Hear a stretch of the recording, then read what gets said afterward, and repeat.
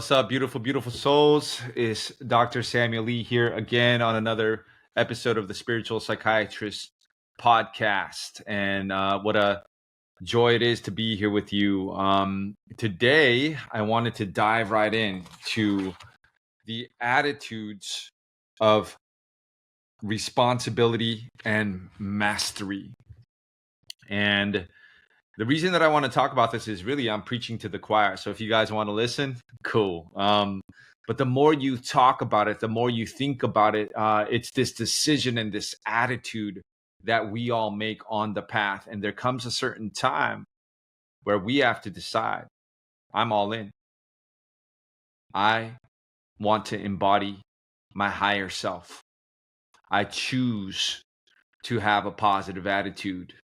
And so in order to do that, the Melchizedek Cloister Emerald Order has this pamphlet, which is called The 12 Attitudes of Responsibility and Mastery, transcribed through by Ashiana Dean. And I thought it'd be really cool to kind of go over some of these attitudes and responsibilities, because the more we talk about it, the more we think about it, the more it becomes imbued into our subconscious mind. And the more it becomes into our hologram. And the more we talk about it, the more we say it, it becomes part of our belief system. And beliefs, attitudes, words, thoughts become our emotions, which becomes our physical vessel, which becomes our hologram. And it's very important. If you want to find a good doctor, go to a doctor who can change your attitude. Because your attitude, if you can change your attitude, it'll change your thoughts, your words, your beliefs, the unseen world, the metaphysics, the world of cause. And when you leave that office, if you have a changed attitude, you believe I can heal. In fact, better yet, you believe I am healed. Those beliefs and thoughts and words are going to become the frequency, which becomes the proteins, which are going to become your physical body. And 99% of all diseases, less than 1% of all disease is congenital, or you're born with it, which means that 99% of all diseases, cancer, depression, whatever disease that Western science has created, is coming from the environment. And the environment, thoughts, words, attitudes, beliefs, the unseen world of frequency, the environment that you're providing for the cells, for the DNA, is what signals the epigenetics to code for proteins, which are in accordance. And so two people can be in the same environment. Let's say two people are at a rave or a nightclub or an EDM concert. One person has been programmed to believe, oh, this is a sin, this is bad, this is terrible. So their attitude, their thoughts, their words, their attitude, their perception, which is a frequency filter, is going to perceive that environment as negative program condition. And they're literally going to start coding for proteins, which are based upon that conditioning programming. But if you are able to open your mind and deprogram all those things, there's another person who's in the exact same environment. But their perception, their attitude is different. They're thinking, wow, what an amazing, beautiful music. How beautiful. Look at the lights and the colors. Wow, my heart is so open. Look at these people having fun. Their environment, what they're signaling, their thoughts, their words, their attitudes, their frequency is going to be completely different, and they're going to have the time of their life. So if you want to find a good doctor, find a doctor who can change your attitude when you leave that room. And so the world of cause. And so I thought it was really important to kind of go over for myself and for whoever wants to listen, the attitudes and responsibilities of mastery, because make no mistake about it, you are a masterpiece. Mastering peace. You are a masterpiece. We are a masterpiece. Mastering peace on earth. And that's what earth is. It's a simulation. It's a hologram, which we all agreed. There's no force and source. For there to be love, there has to be a choice. We chose to come to earth to learn how to master peace, how to master love. Earth is a school where we learn how to learn how to receive, share, and give love. And this all happens according to the sacred law of one. When we self-realize we are all connected. Love is the cohesive power of the universe. Red and yellow, black and white, all are precious in her sight. Love is the cohesive power of the universe that connects and keeps my cells together, connected. It keeps my sanity together. It keeps my tissues together. It keeps my organs together. It keeps my family together. It keeps my tribe together. It keeps the universe together. And some people in my ceremonies literally are shown that the backbone of the universe, what is holding everything together, is the force that we call love. And the 12 attitudes of responsibilities of mastery, the more we talk about it, the more we think about it, the more we discuss it and communicate about it, the more we ingrain it into our hologram. Words are powerful. Words create our reality. Words have 10 times at least the frequency power of thoughts. And so our words are shaping our reality. And so for me, it's a privilege and a joy to preach to the choir, preaching to myself, really talking to my own DNA. But for those who want to listen, I'm going to talk a little bit about my perspective and the perspective of the Melchizedek Cloister Emerald Order. Now, there's a lot of different versions of Melchizedek, and in Hebrews, in Jesus, they're talking about Jesus, and it says a priest in the order of Melchizedek forever. It's an energetic priesthood which follows the sacred law of one.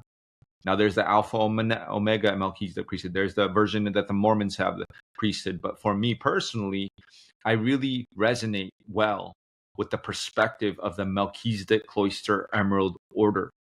And so this pamphlet, transcribed by Ashiana Dean, comes from the Melchizedek Cloister Emerald Order, which is based on the sacred law of one.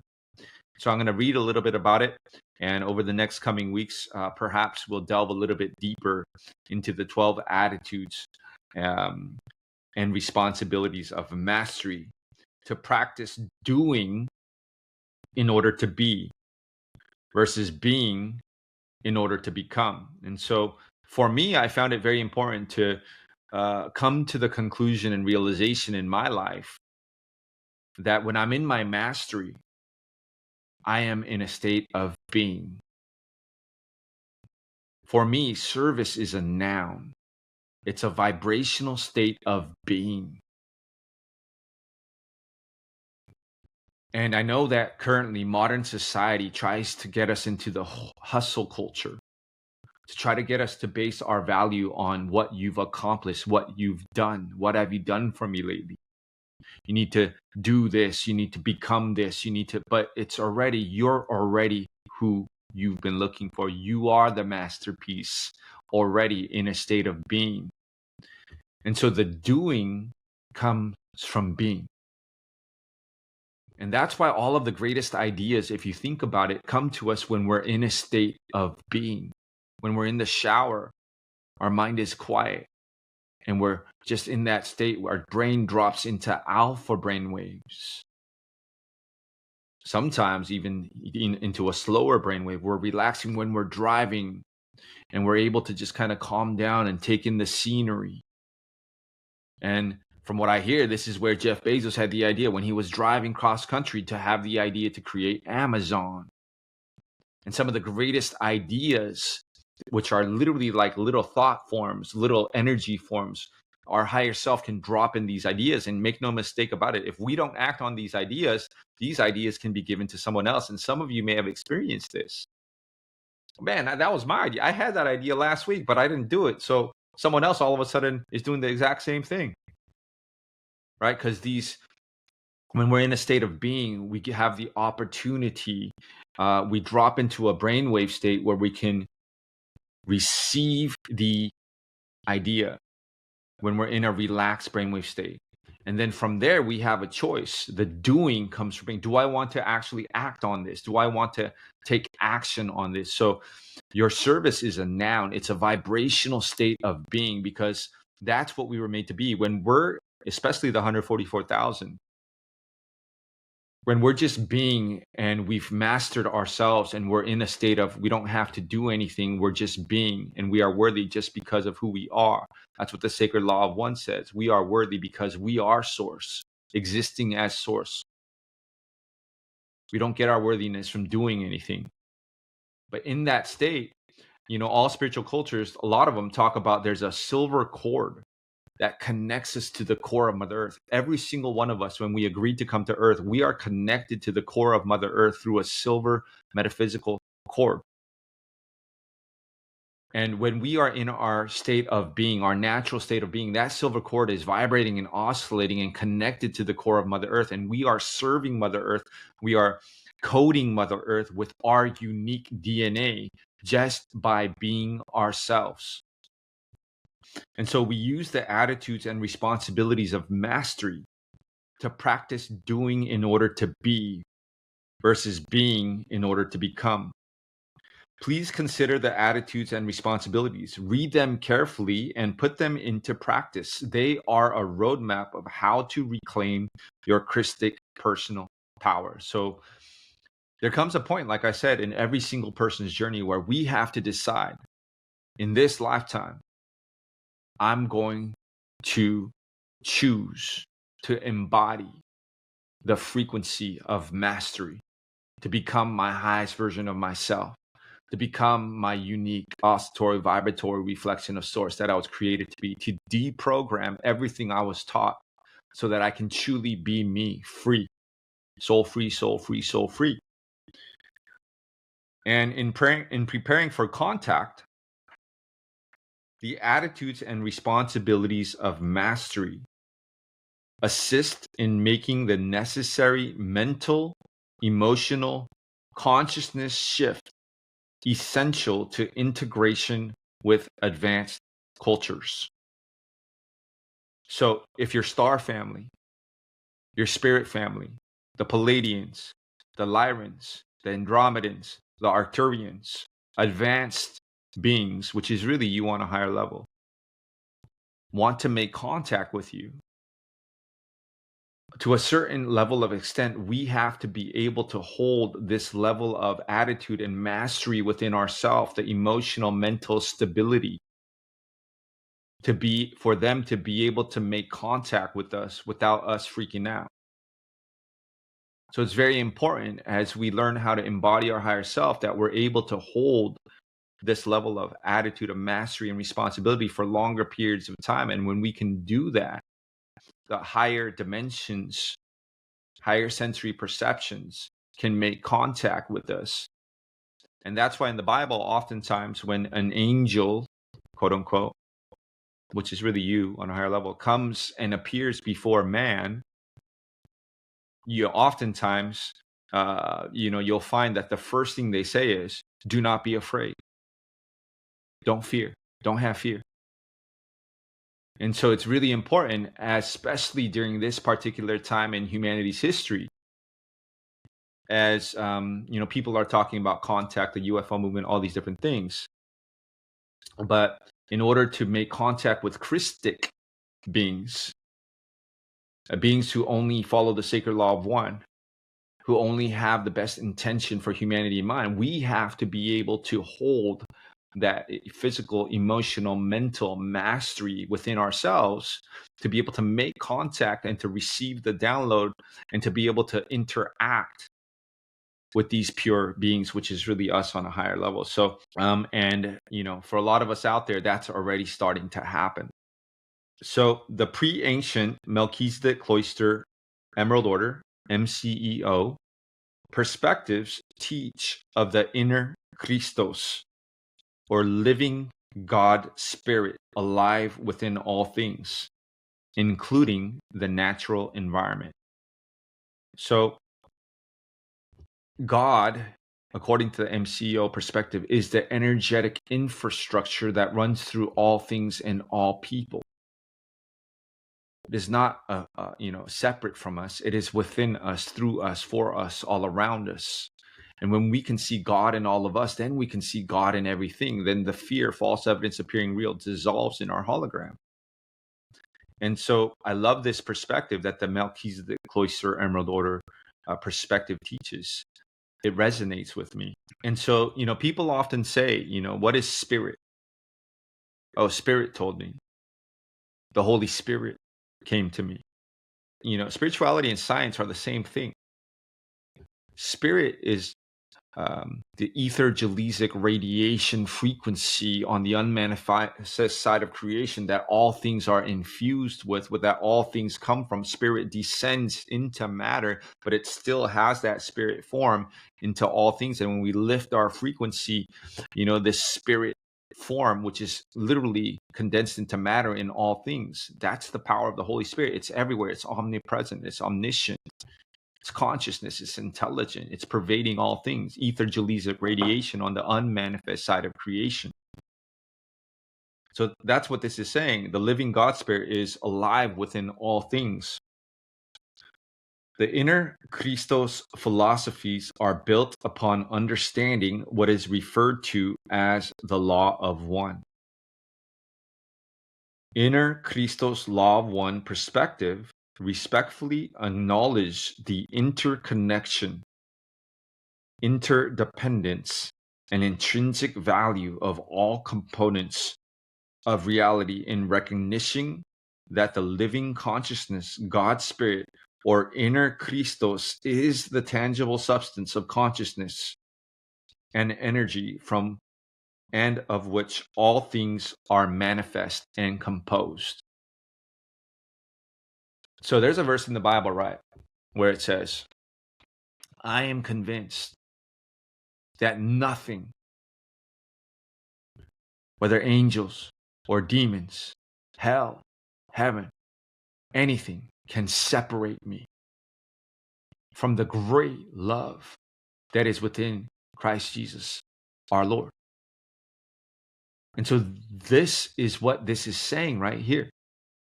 The inner Christos Spirit, according to the sacred law of one, manifests and is within all living things. And there is nothing, no religion, no rule that can ever separate me from the inner Christos, from the love. How deep, how wide, how long is this love that it manifests and materializes into all living things. Anything or anyone that tells you you are separate from God is not true. There is nothing you can do to separate you from the love. How deep, how wide, how long is the love. You are this love. We are this love. And that is the teachings of the inner Christos. And that is what the apostles felt. Not only did they feel it, they had literally embodied it. And they had deprogrammed all things in their life, which made them believe that they were separate from this God, which they experienced through the power and the love of their teacher, Jesus Christ. But here is the true thing. John chapter 17, Father, I pray that they might be one as we are one. Now, either that prayer was heard and is true and is fulfilled, or it is not. Which means that if that prayer was filled, I pray that they are one as we are one, which means that we are all one, which means that the Christ force Spirit is within each one of us and is able to be activated through the power of the intron potential DNA, sound, light, and frequency. And the more we talk about it, the more we tune into it, the more we go to that sound healing, the more we do that breath work, the more we clear any distortions within the DNA and reactivate, remember our true inner Christos potential and start living and embodying the attitudes of responsibility and mastery. What you have done unto the least of them, you have done unto me. We are all connected. The sacred law of one, the inner Christos, the Holy Spirit is pervading into all things and all people. Then we start seeing and believing that we are one with all, and sources within all. And we start developing and embodying these responsibilities and masteries. And I'm excited to delve into each one of them. So the sacred law of one says, that this spirit is manifest and materialized into all things, all interconnected and all interdependent, all one. And because we exist as source, just because we exist as source, we are worthy, not because we have to do anything to earn it. We don't have to earn it. We don't have to do something to receive love. We are love. And that's what the sacred law of one says. And in order to ascend or incend, go within into the Eden, Garden of Eden, and into the inner domains and leave Earth, we have to be able to hold the attitudes of responsibility and mastery for longer periods of time and clear any distortions within our DNA and reactivate and remember we're already who we've been looking for. We are the spirit which dwells within us, and when we can hold that for longer periods of time, we clear the 3D fear virus distortions, and we can start to spending longer and longer periods of time in higher dimensional frequencies, which increases our ability to quote unquote ascend or ascend as our DNA. The higher dimensions are protected. They cannot allow certain types of frequencies into this space unless these attitudes and responsibilities are embodied for longer periods of time and DNA distortions are cleared. So the word Christos was originally spelled Christos, Kristos, in the most ancient texts, and referred to the personal divine blueprint of conscious living God spirit energy, of which all things and beings are made. The Melchizedek Cloister Emerald Order, Inner Christos Law of One teachings, Templar sciences, knowledge, and pre-ancient history records of the CDT plate teachings represent an intrinsically congruent paradigm of universal understanding. Collectively, the MCEO teachings are referred to as the Emerald Covenant Freedom teachings and are a subset of very ancient set of texts called the Mahabharata text. So I want to pause here. The Christos Law of One teachings are pre-ancient history records of the CDT plate teachings. If you don't know what that is, listen to my other podcasts or watch some of my other Instagram videos. The CDT plate, Cloister Dura plates, are ancient set of texts, right? And here it says a very ancient set of texts called the Mahabharata text. Mahabharata means 12D avatar inner Christ, right? So it's this teachings way before ancient India. So in India, what you'll find is some people believe that the most ancient texts on planet Earth are what they call the Mahabharata texts. The Mahabharata texts in India, I mean, if you flip through them, they talk about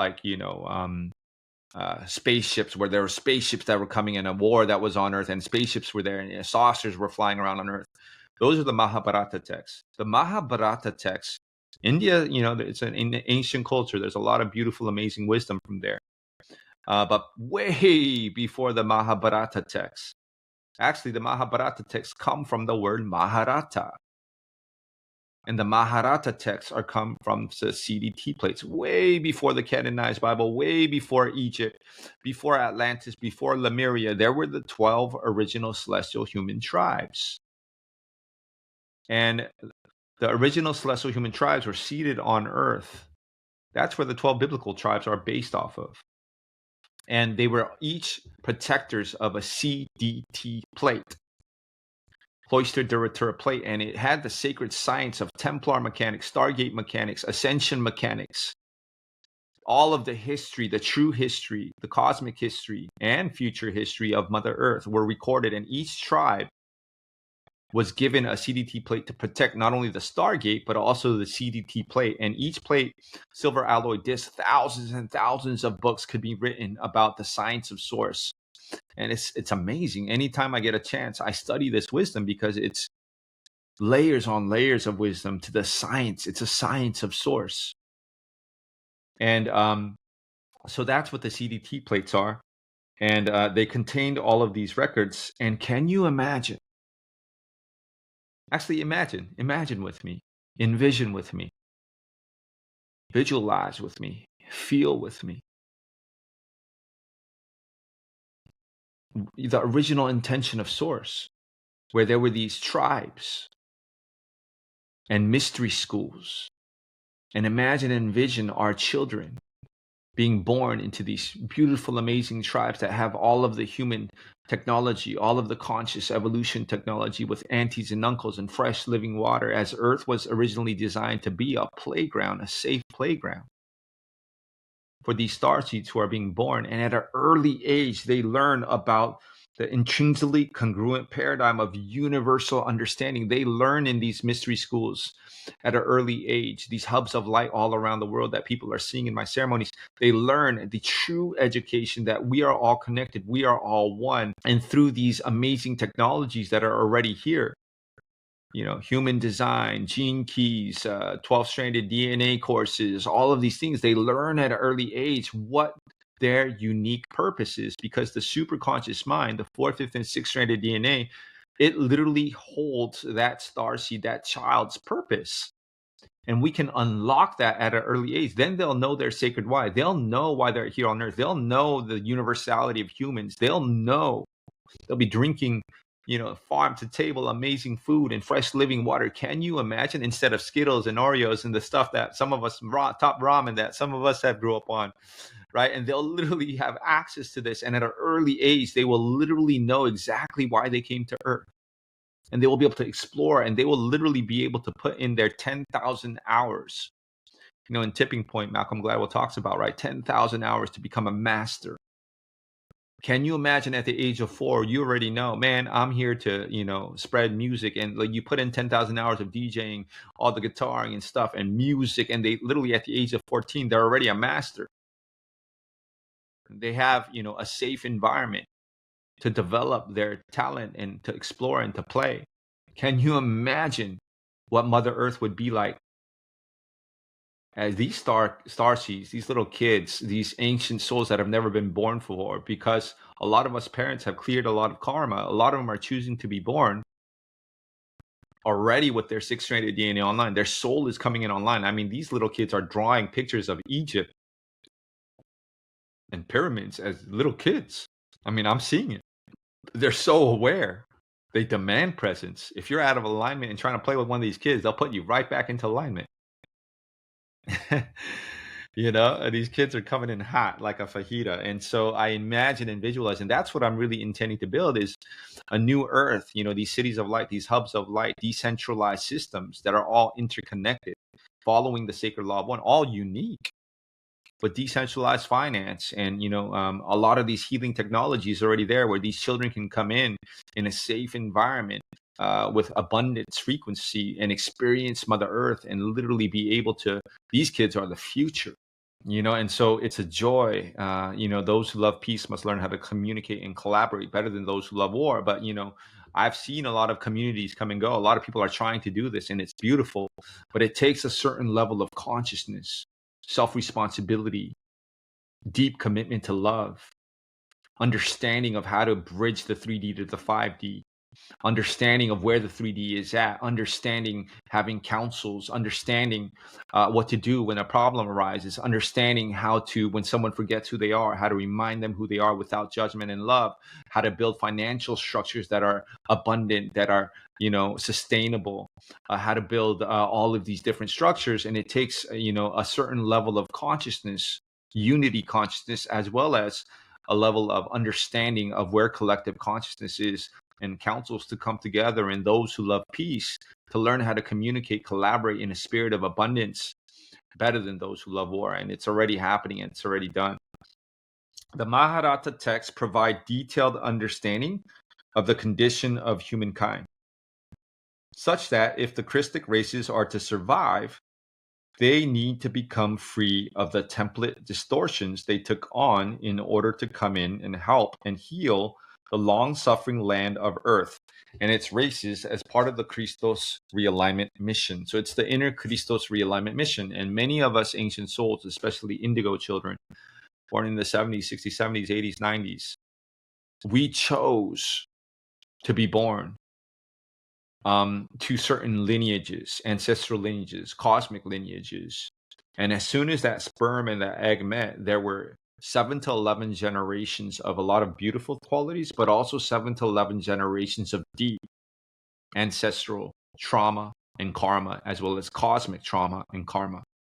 So a lot of us chose to become born into certain lineages to take on the challenge and the opportunity and the joy of being able to heal the template distortions. It's literally in the DNA. The DNA is what holds that. And to heal through breath work, through yoga, through ceremony, through intention, through love, through community, to heal these template distortions. And once one person figures out how to run the 4 mile, everybody can run the 4 minute mile. So there's a lot of us ancient souls who chose to be born and to experience every single psychiatric condition, to experience that trauma, to be able to clear and heal that trauma, right? And when we do that, we're not only doing it for 7 to 11 generations back, healing our ancestors, we're also clearing it for 7 to 11 generations forward, not to mention the cosmic potential of realigning cosmic DNA in the morphogenetic field for all of humanity. And so a lot of us, shout out to the indigos, shout out to the generation that came in and took on that, and we're most of us, a lot of us have healed and we're remembering, and now it's time, it's party time. Heaven is a party. That's the message that we're receiving. It's time. This is the lifetime. We're not going to be persecuted for speaking our truth. This is the lifetime that a lot of us have waited for, to come together and enjoy and play and create and co-create together. These distortions manifest in our personal shields and fields, including the epigenetic overlay or the ego. So I want to stop here. So there was a specific, kind of separation of the mental body where, the shadow self, if you want to call it, the ego, the part of us that thinks we're separate. There's a whole history, and the CDT plates contain this history of where that split appeared.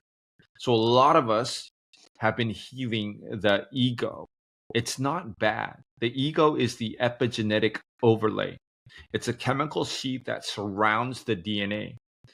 And when it's in alignment with the soul, through integrating and consecrating it through the power of love and continuous intention, when the ego is integrated, it's amazing. It actually communicates with the chemical sheath, and it's what makes us a unique oscillatory vibratory reflection of source. Because in all actuality, yes, I'm not meant to be nobody. I'm meant to be me, a unique reflection of source. And when the ego is integrated and consecrated, and the shadow is not running the show, but through the power of love and continuous integration into the mission, the ego gets to play too. It gets to be a part of the mission when it's integrated and consecrated as part of the mission.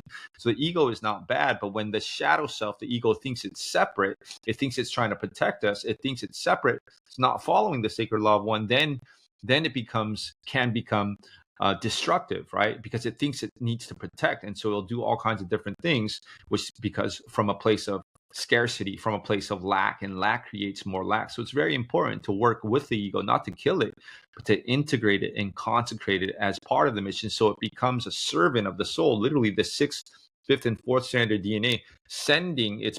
The ego is part of the mental body, or the third dimension, the mental. And so when the soul is in right alignment, it's sending frequencies to the mental body, and the ego, the part of, is communicating through the etheric duct right here. It's communicating to the DNA, and it's in alignment. Then when my soul says, hey, it's time to dance, it's time to play, it's time for you to go up in front of that crowd and speak your truth and do it in your unique, it gets to play, it gets to dance, it gets to be a part of the mission.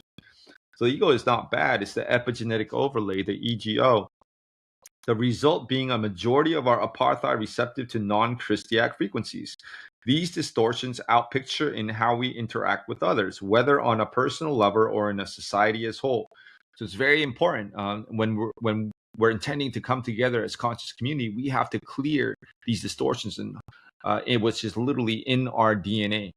And we have so many tools that are able to help us with that: breath work, yoga, plant medicine ceremonies, chanting, meditation, all of these things, early morning sun gazing, all of these scalar wave technologies can really help us in that. And it's up to us. We have to decide, I'm clearing these distortions.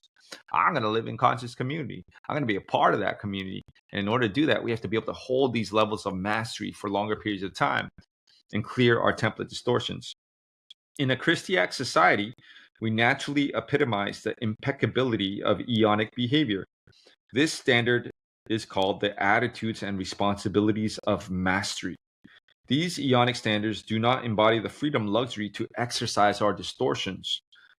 A chain is only as strongest as its weakest link, right? And I've seen a lot of conscious communities attempt to form, and it's only as strong as its weakest link. So it's very important for each one of us to do our own work, to clear these distortions, to embody the frequency of love for longer and longer periods of time. Then we can live in conscious community without attacking or defending or going into victim mode.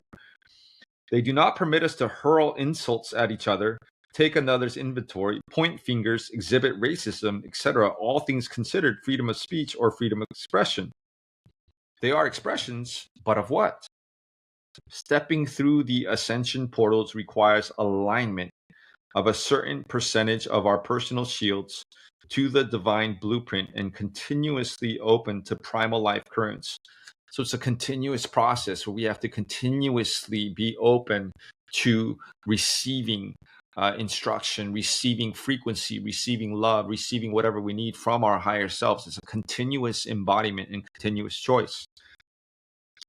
The freedom teachings were given to help us heal and remember our true divine heritage, which facilitates the essential potentiality for our personal opening to the increasing influx of primal life currents. And so I want to pause here and just kind of emphasize that these teachings from the Melchizedek Cloister Emerald Order, it's a perspective, but I love that they call it freedom teachings. Okay. And I know a lot of us in our journeys have been part of different spiritual communities. And, oftentimes some of these spiritual communities get accused of being cults. But the question you really have to ask is, does this community help me? Do these teachings help me become free? Because freedom is our birthright. And all spiritual teachings, in my perspective, should lead to freedom. And if the teaching or the community or the whatever is causing the effect is to be less free, to be bound, to be attached to some type of hierarchical bond, or to be attached to some financial bond, or to be attached to any type of attachment, or the community starts somehow saying our teachings are better than yours, or our religion is the chosen one, I would pause, take a sacred pause, and take a second look. Because from my perspective, the teachings should lead to freedom and should embody the sacred law of one, that we are all equal. We have different roles, but we are all equal. So does the teachings, does the community lead to freedom? If not, I would take a sacred pause and take a second look. And that's why I love sharing these teachings. They're called the freedom teachings. And you still have to be mindful. But for me, they're helping me be more free. And that's why I can share it with you. The freedom teachings illustrate how to move from a decomposed state to a state that would support a higher order outcome. The conditions of our consciousness and the thoughts we think will either lead to a steady rate of frequency accretion and stabilization, or to a state where we are constantly behind the power curve. We bring in more frequency and feel the expansion, and then non-Christiac thoughts and their accompanying states of consciousness result in a contraction of the frequency. So I want to pause here. Do the teachings lead to a state of feeling of wholeness, of freedom, of abundance? Or do the teachings lead you to a state of constantly behind the power curve? I think this is a really important question to contemplate. There's a lot of healing modalities out there, a lot of teachings out there, and I've been a part of them, and they're all perfect for the perfect time. But they lead you to believe, I need more healing. I need more healing. I need to go do this more. I need more of this. I need more of this. And it's coming from a place of lack. I need to heal. I need to do this. I need to buy this product. I need to chant. And lack leads to more lack. I want to challenge each one of us when we pray, when we chant, when we breathe, when we sing, to engage it from the frequency of abundance, Abundance creates more abundance. I am already that I am. I am source. I am perfect, healthy, healed, whole, and complete. And yes, I continuously open. Yes, I continuously do my daily practice. Yes, I continuously connect. But to be mindful, to do it from a place of not lack, not seeking. But when you sing, one of the things I really love doing is when I sing certain songs, I used to sing to something, to someone, to Jesus. But now when I sing, I'm not only singing to them, I'm singing to myself. I'm singing to the trees. I'm singing to everything, all that is. The sacred law of one, which embodies the flow of all things. And my cells are receiving it as well. So I want to encourage each one of us to engage this beautiful, amazing journey from the frequency of abundance. And abundance will create more abundance. We bring in more frequency and feel the expansion, and then non-Christiac thoughts and their accompanying states of consciousness result in contraction of the frequency. Does it lead to expansion or contraction? Instead of accreting more Christiac frequency, we end up accreting more non-Christiac frequency. It is one thing to have techniques available that would allow us to bring in more frequency to heal. But once the frequency comes in, how does it stabilize? This is where the attitudes of responsibility and mastery come in. So I'm going to repeat that. Once the frequency comes in, how does it stabilize? And I'm preaching to the choir here. This is where the attitudes and responsibilities of mastery come in. So how does the frequency stabilize after a plant medicine journey? I know a lot of people out there, are choosing in this psychedelic revolution to work with the invisible world through plants. But it's really important, the integration. If we go on to another plant medicine journey without integrating the previous one, it can cause a destabilization, ungrounding. And if we continue to accrete, just accrete, go to that ayahuasca ceremony over and over and again without integration, without embodying the attitudes of responsibility and mastery, what can happen is this high frequency upper stranded DNA can cause what is called molecular compaction, or the higher frequency can crush the lower stranded DNA, making ascension impossible. Jacob's ladder, the DNA strands, have to be accreted in an orderly, integrated, stable manner. The physical body, I'll put it another way, as Jesus said, if you put new wine into old wineskin, it will cause the wineskin to burst. The body has to be able, the physical body, the temple has to be able to hold, stabilize, integrate from the upper stranded DNA into the lower stranded DNA, embody the frequency for longer periods of time. And that's why, for me personally, I love working with the eternal life techniques and mantras spoken in the original Christos language, Anuhazimua. And I've created a course on this. And there's always a 75% discount code for those who resonate. For me, I've been ungrounded before. I've been destabilized before. And, for me, it's really, really important to start embodying for longer periods of time. I rarely ever do plant medicine journeys anymore, because for me, it's really important to be able to embody, integrate these attitudes and this frequency. And in this particular course, or the Anuhazi Mua language, it chants from 12, 11, 10, 9. It sends the frequencies from the avatar Christos self all the way down in an orderly, coherent, stable manner, so that I can embody and hold this frequency for longer periods of time. And I want to end on this, because that's the goal. That's the intention. That's how we create new earth. There has to be a tipping point where a percentage of humanity, 144,000, have to be able to not only have these peak experiences, but they have to literally be able to accrete a 4.25, some say 4.5 DNA strand for longer periods of time. And shout out to the Divine Mother Lunala, who's also teaching about this.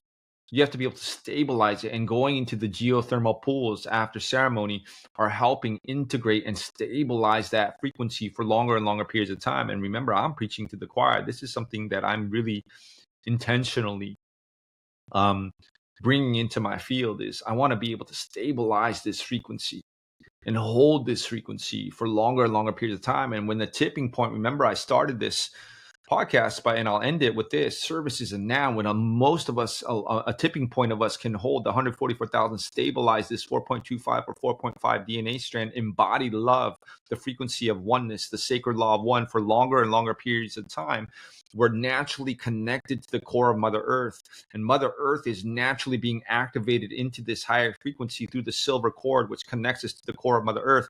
And when 144,000, symbolically speaking, are embodying this frequency of unconditional love, the sacred law of one for longer and longer periods of time, and holding it and stabilizing it and integrating it, the core of the frequency of Mother Earth, the Maharata shield of Mother Earth, the Christos self of Mother Earth is going to lift, and it's potentially possible to do a massive timeline shift into a new Earth, into what some people call 5D, into a new way of being.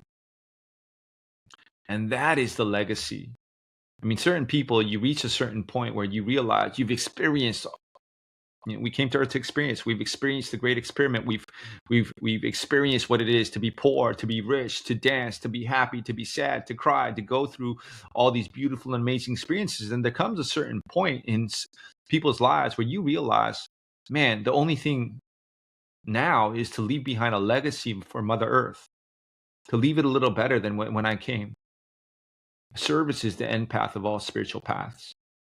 So I want to encourage each one of us, through every thought, through every choice. Attitude is a choice. In every moment, I get to choose my attitude, to embody love. And we'll go through these 12 attitudes of responsibility and mastery, but to embody the frequency of love and a positive attitude in each and every moment for longer and longer periods of time. And to choose to do that, it's a choice. And when we slip and fall, gently remind each other, remember who you are, sing love songs to each other, and to encourage each other. We're in this together. We're all interconnected, interdependent. We're all source, and we are all walking each other home. So love, light, peace, and truth to all sentient beings. If you guys want to discover the magic of peptides, our company has Practical Peptides, has pure pharmaceutical grade, not research. Okay, it's pure pharmaceutical compound grade. The purest version we can find, which is made at the pharmacy, and we've strived to create the most affordable pharmaceutical compound grade peptides. You can order it from your home, and you get delivered straight to you. So there's some promising results. It's helping a lot of people. So the magic of peptides, which can help you lose weight gradually, can help you get shredded naturally. But everything has positive and negative, so do your own research. But the link is in the bio. Practical Peptides. My favorite are Simax and Selenk. It just helps me be so clear, and that's my favorite feeling in the world. Yeah, and then also for those who are interested, there's a 12-stranded DNA course. Use the code INJOY capital for 75% off for those who might resonate. All right, till I see you next time. Love, light, peace, and truth to all sentient beings. Peace.